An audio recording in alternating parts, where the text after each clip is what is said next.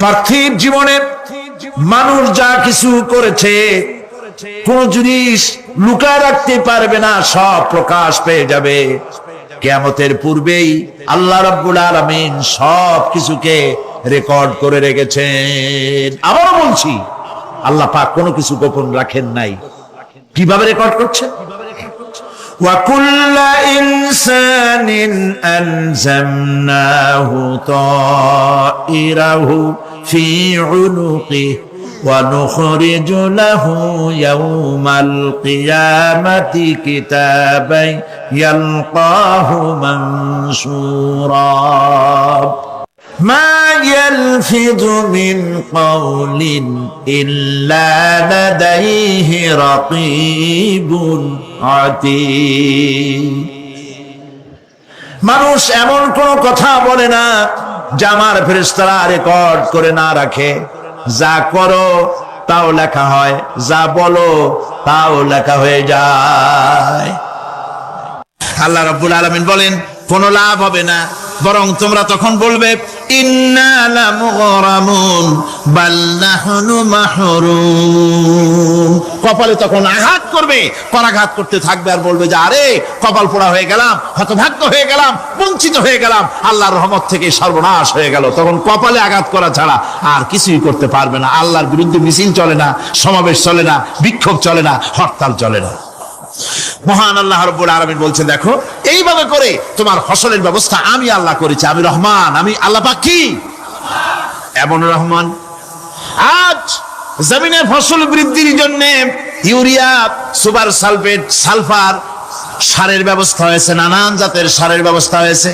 যখন এই সার মানুষ তৈরি করতে শেখে নাই, আবহমান কাল থেকে এই জমিনের জন্য সারের ব্যবস্থা কে করেছেন? জোরে কোন?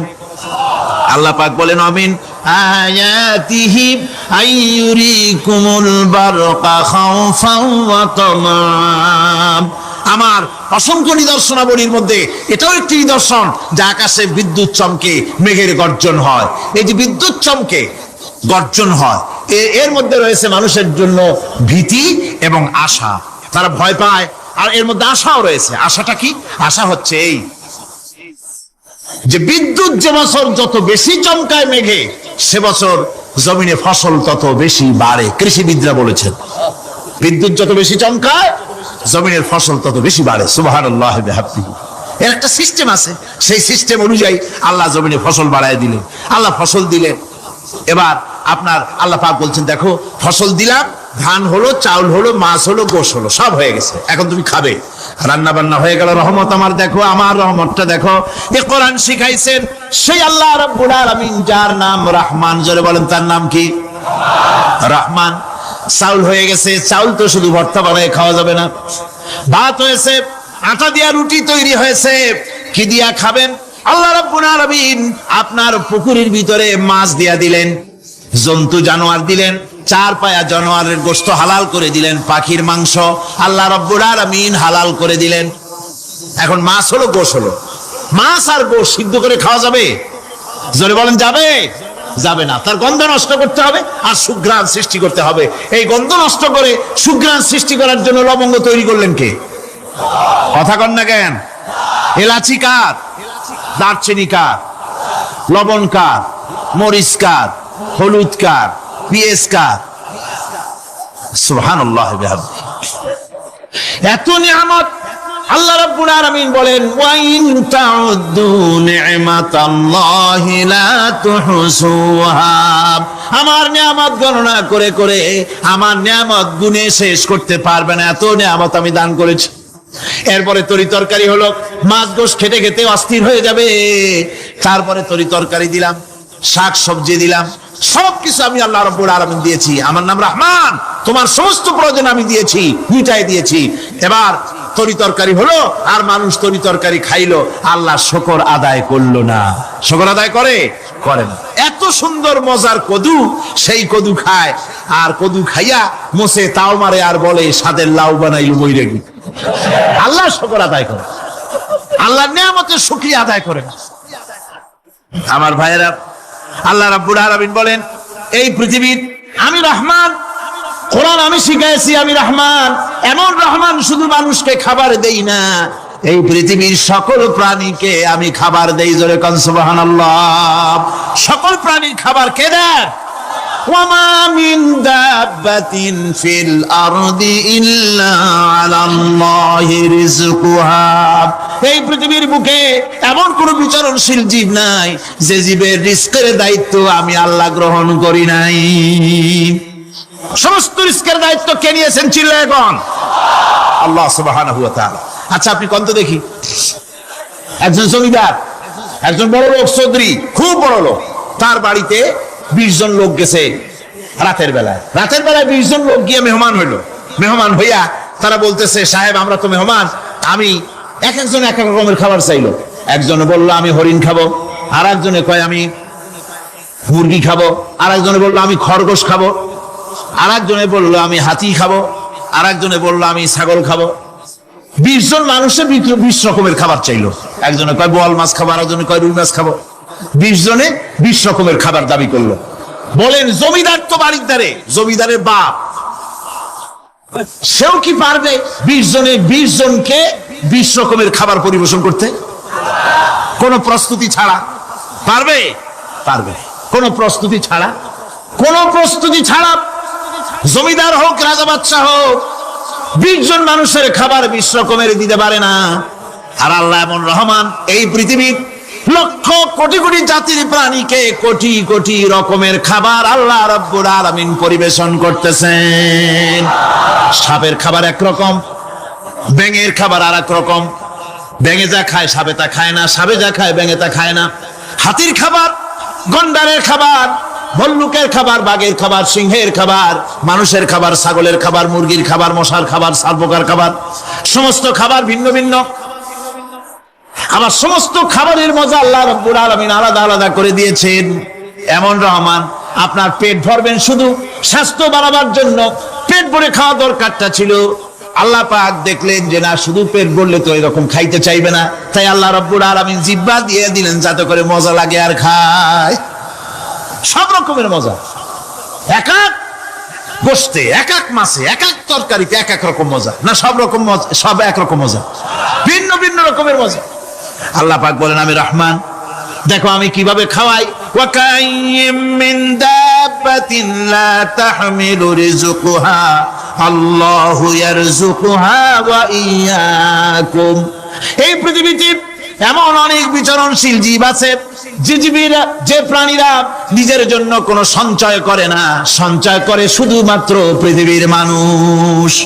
আর পিঁপড়ায় কিছু সঞ্চয় করে। অন্যান্য বহু প্রাণী আছে যাদের কোনো সঞ্চয় নাই। কি বলেন, পাতিশিয়ালের কোনো ব্যাংকে অ্যাকাউন্ট আছে নাকি? না। শীতের মৌসুমে পাতিশিয়াল আইসা ব্যাংকের ম্যানেজারকে বলে না যে কয়েকটা মুরগি আনছি, আমার নামে একটা অ্যাকাউন্ট ওপেন করে, বৃষ্টির সময় আমি যেন ওগুলো উঠাইয়া পাইকারি দরে খাইতে পারি। ওর কোনো খাবার নাই, সঞ্চয় নাই। এ ধরনের পাখির সঞ্চয় নাই, পশুর সঞ্চয় নাই। মহান আল্লাহ রাব্বুল আলামিন তিনি বলছেন, সকাল বেলায় পাখি তার বাসা দিয়া ক্ষুধার্ত পেট নিয়ে পাখিগুলি উড়ে চলে যায়। সাপ তার গর্ত থেকে বের হয় খালি পেটে, পাতি শৃগাল খাঁটি পেট নিয়ে গর্ত থেকে বেরিয়ে যায়। তিমির মতো অত বড় প্রকাণ্ড প্রাণী, হাতির মতো প্রকাণ্ড প্রাণী, গরিলা, শিম্পাঞ্জি, ওরাংওটাং, পিঁপড়া থেকে শুরু করে নিয়ে প্রকাণ্ড তিমি পর্যন্ত সমস্ত প্রাণীগুলি সকালবেলায় খালি পেটে বেরিয়ে যায়।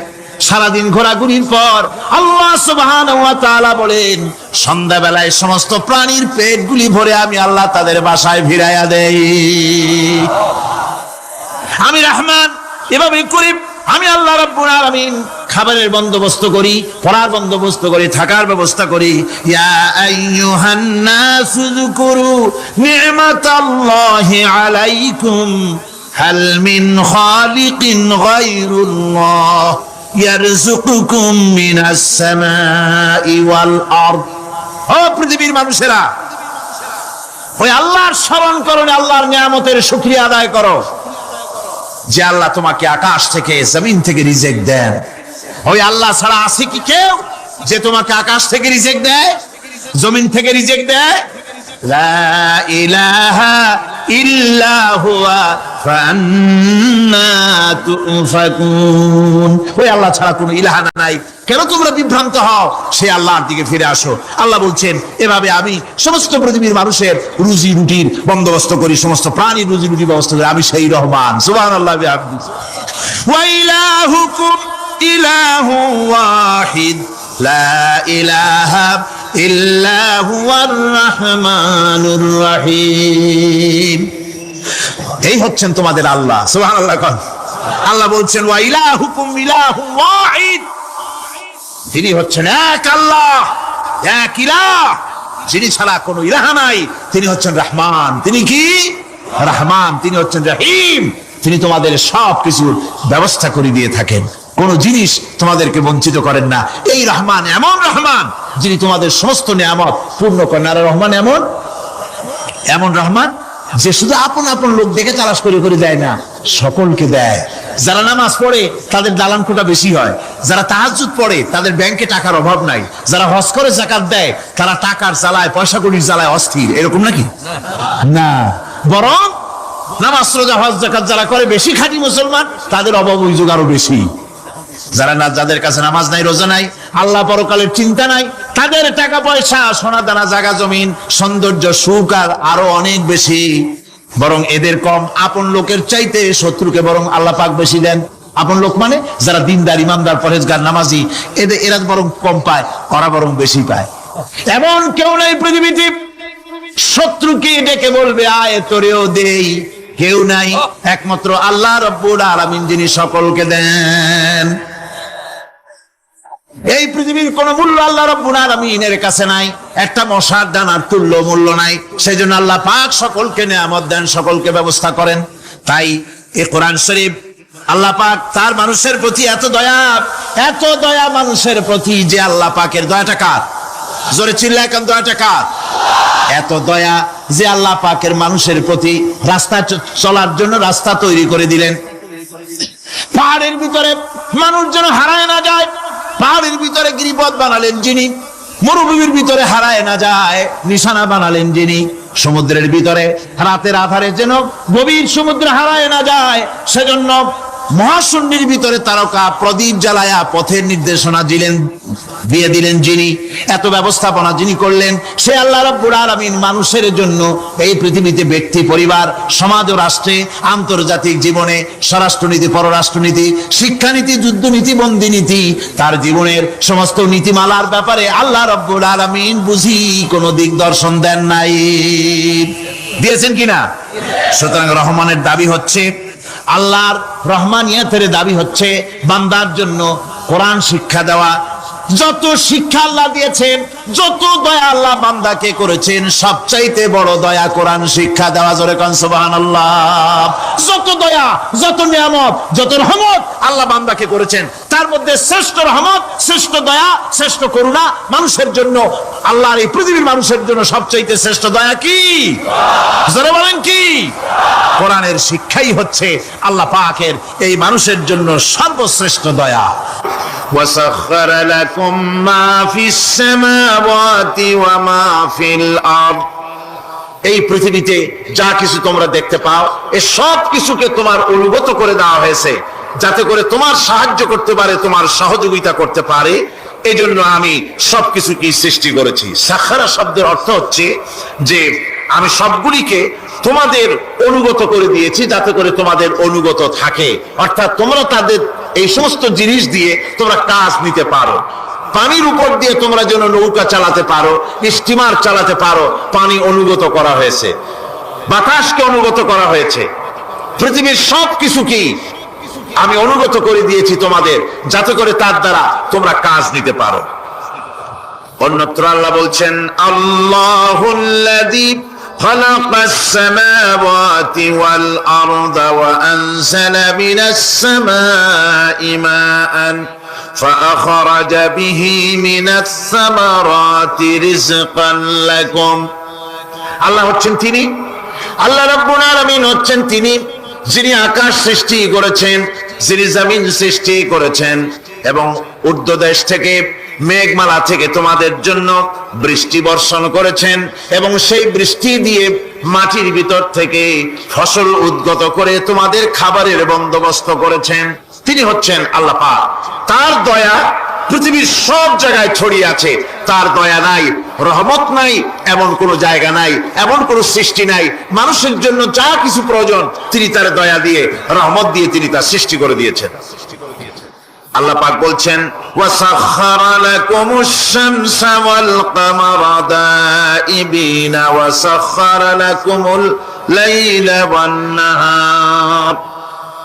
যিনি চন্দ্র ও সূর্যকে সৃষ্টি করেছেন এবং এগুলিকে নিয়ন্ত্রিত করেছেন, চাঁদ সূর্যকে সৃষ্টি করে নিয়ন্ত্রিত করে দিয়েছেন, তোমাদের সমস্ত প্রয়োজন তিনি মিটিয়ে দিয়েছেন। দেখুন, চাঁদ এবং সূর্যকে আল্লাহ পাক সৃষ্টি করেছেন এবং একটা রহমত, একটা কুদরত সেই চাঁদ সূর্যের মধ্যে দান করেছেন। সূর্য যেখানে আছে, এটা যদি আল্লাহর দয়া না থাকতো, শুধু তাপ দেওয়ার জন্য সৃষ্টি করতেন আর মানুষের কল্যাণের দিকটা যদি চিন্তা না করতেন, তাহলে সমস্যা হয়ে যেত।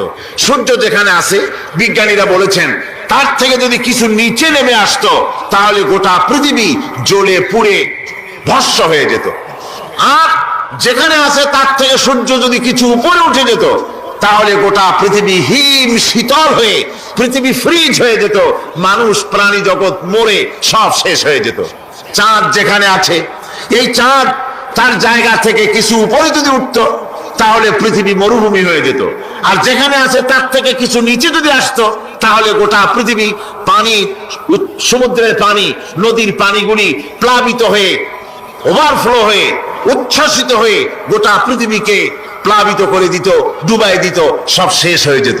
তাহলে আমরা দেখতে পাচ্ছি শুধু সৃষ্টি নয়, সৃষ্টিও করেছেন এবং প্রত্যেকটি সৃষ্টির পেছনে তার দয়া কাজ করেছে, তার কুদরত কাজ করেছে, যাতে করে মানুষের জন্য সুবিধা হয়, মানুষের জন্য উপকার হয়। অন্য আয়াতে আল্লাহ পাক বলেন, وآتاكم من كل سألتموه وإن تعدوا نعمة الله لا تحصوها।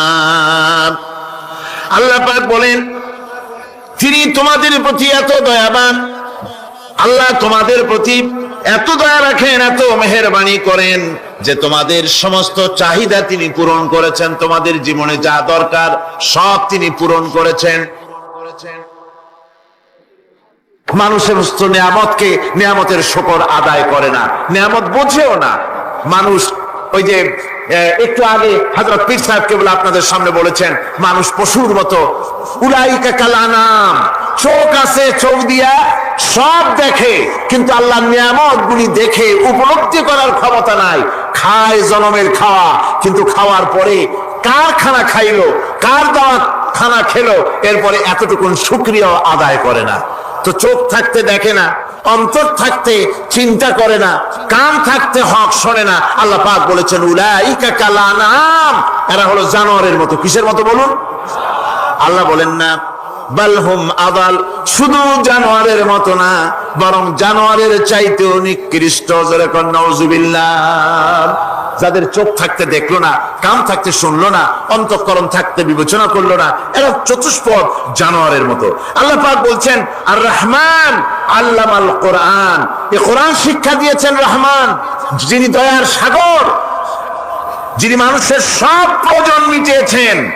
কোরআনের মতো একটা বড় প্রয়োজন তিনি মিটাবেন না, তা কি হতে পারে? জোরে কোন হতে পারে? মানুষ সৃষ্টি করলেন, অথচ মানুষের চলার পথ দিলেন না। মানুষ সৃষ্টি করলেন, মানুষ কোন পথে চলবে, কি করলে আল্লাহ রাজি হবেন, কি করলে বেহেশতে যাব, কি করলে শান্তিতে থাকবো দুনিয়ায়, এর কোনো পরিকল্পনা তিনি দিলেন না। তিনি শুধু বললেন, নামাজ পড়ো, রোজা রাখো, আর তা যদি না করো কিয়ামতে জাহান্নামে যাবা। আল্লাহ কি এইভাবে জালিম? আল্লাহ এরকম জালিম? ওয়ামাল্লাহু বিযাল্লামিল লিল আবিদ। আল্লাহ পাক বলেছেন, আমি আমার বান্দার জন্য জালিম নই, আমি বান্দার উপরে জুলম করি না। আল্লাহ পাক রহমান, তিনি আমাদের পথ দেখিয়েছেন।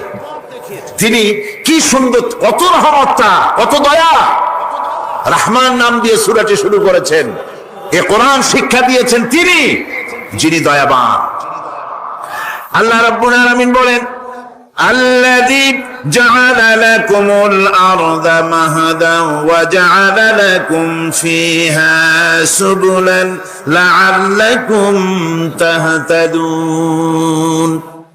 তিনি আল্লাহ যিনি তোমাদের জন্য এই পৃথিবীটাকে সমতল করেছেন, এই পৃথিবীটাকে সুন্দর করেছেন, সমতল করে দিয়েছেন।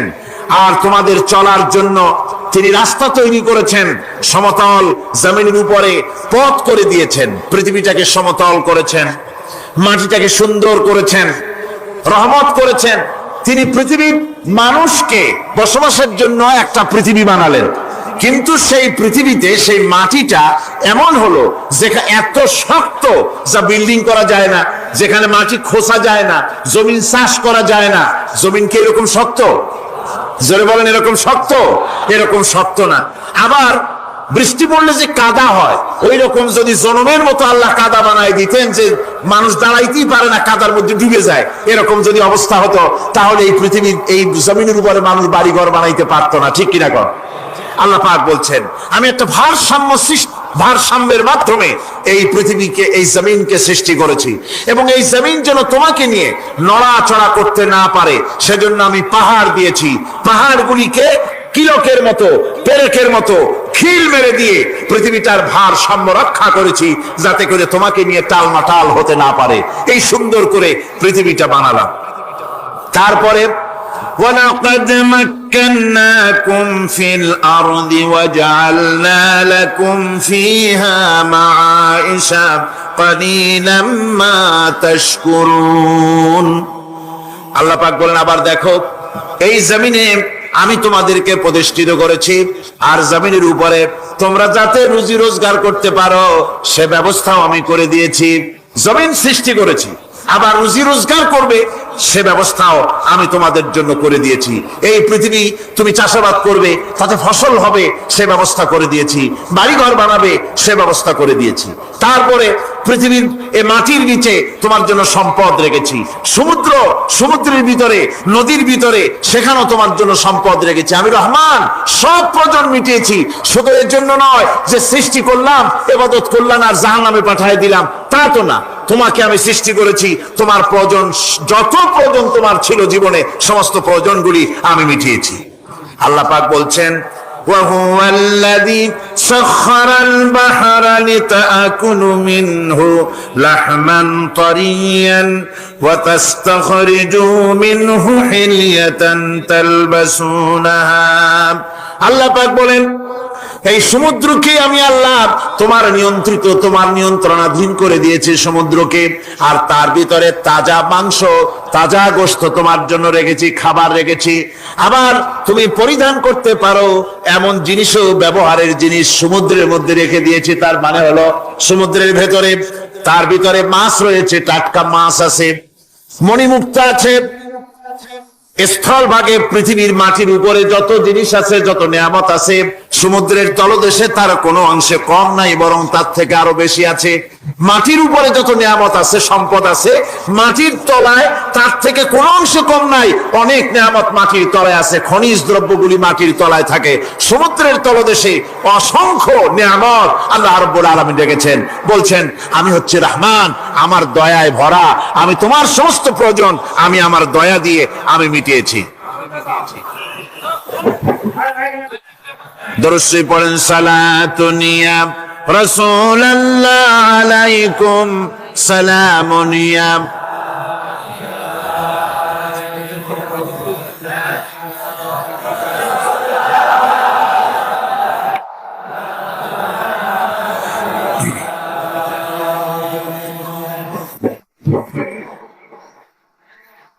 আমার ভাইরা, আল্লাহ সুবহানাহু ওয়া তাআলা তিনি হচ্ছেন রহমান,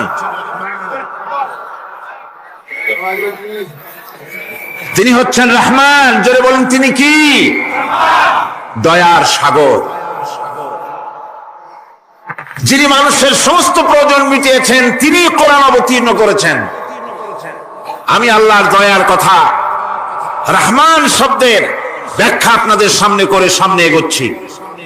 মাঝখানে যারা হাঁটেন, এর আগেও আপনাদেরকে বহুবার বলা হয়েছে কোরআনে কারীমের তাফসীরের মাহফিল, মাঝখান থেকে হাঁটা চলা কিন্তু বেয়াদবি। জোরে বলেন এটা কি?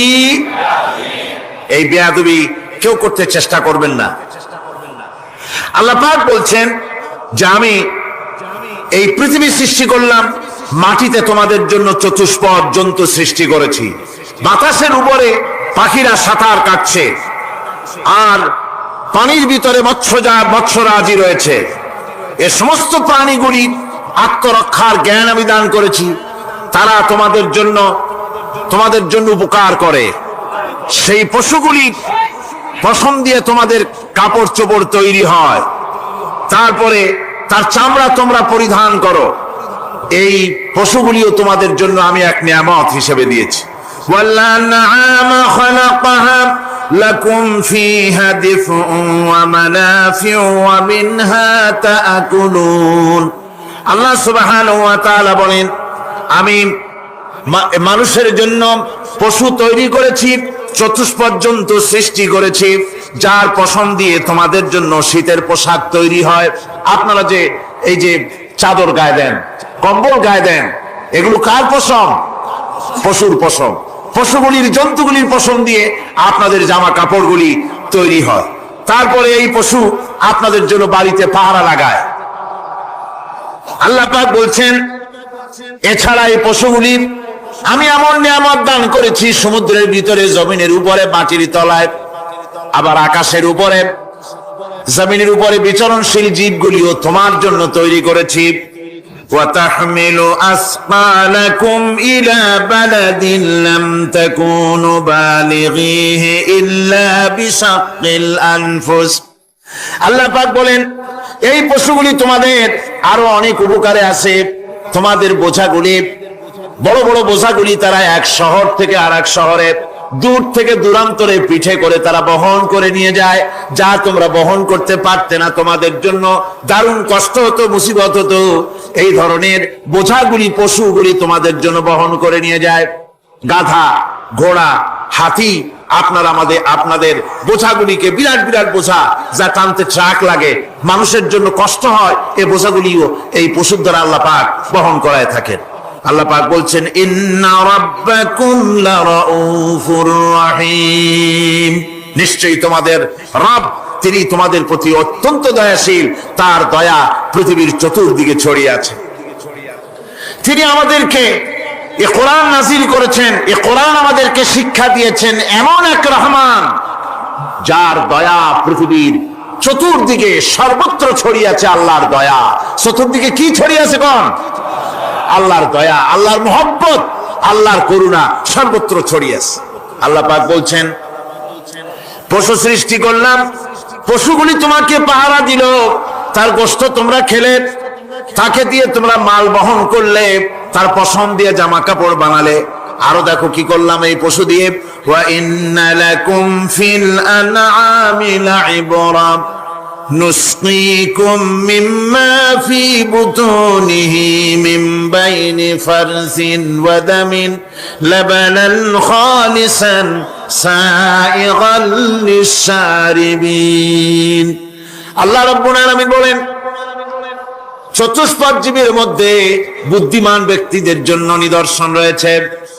যারা বুদ্ধিমান তাদের জন্য নিদর্শন রয়েছে। দেখো, তোমার গাভীগুলি, এগুলি জমিনের ঘাস খেলো। এই ঘাস খাওয়ার পর তার শরীরের ভিতরে রক্ত তৈরি হলো, পেশাব হলো, ময়লা হলো। সেই পেশাব, ময়লা, রক্ত ইত্যাদির ভেতর থেকে আমি তোমাদের জন্য দুধ তৈরি করে দিলাম। যেখান থেকে পেশাব বের হলো, পায়খানা বের হলো, তার পাশের থেকে স্বচ্ছ, সুন্দর, সুমিষ্ট, সুস্বাদু দুধ আমি তোমাদের জন্য বের করে দিলাম। সুবহানাল্লাহ বিহামদিহি। দেখুন, এই দুধ আল্লাহ পাক তৈরি করলেন। কাগজ তৈরি হয় যে মিল, কলকারখানায়, পেপার মিল। আপনারা যদি কোনো পেপার মিলে যান তো যে দেখবেন, কাগজ তৈরি হয় গাছ দিয়ে। এই গাছগুলি মিলের মধ্যে, মেশিনের মধ্যে ঢুকানো হয়। মেশিনের ভিতরে গাছটা ঢুকে মেশিনের তাপে, বৈদ্যুতিক তাপে এই গাছগুলি গলে যায়, পানি হয়ে যায়। তারপরে ছাকনা থাকে, নেট থাকে, কয়েকটা নেট থাকে। সেই ছাকনাগুলির ভিতর থেকে ছেঁকে এরপরে সেই পানিটা চলে আসে প্লেটের উপরে, এসে আস্তে আস্তে শক্ত হতে হতে সেটা কাগজে পরিণত হয়ে যায়, পানিটা আস্তে আস্তে কাগজে পরিণত হয়ে যায়। তো এই কাগজ তৈরি করতে গিয়ে কাগজটা থেকে